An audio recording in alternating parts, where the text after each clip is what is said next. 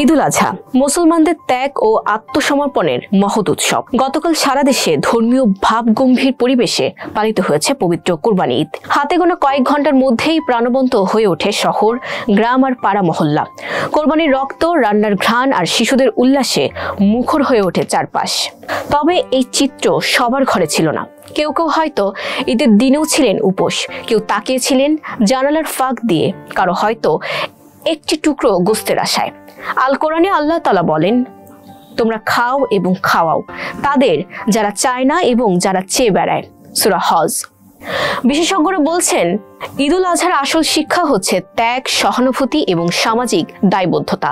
ঈদ কেবল একদিনের আনন্দ নয়, ঈদের প্রকৃত অর্থ হলো আশপাশের মানুষের কথাও স্মরণ রাখা।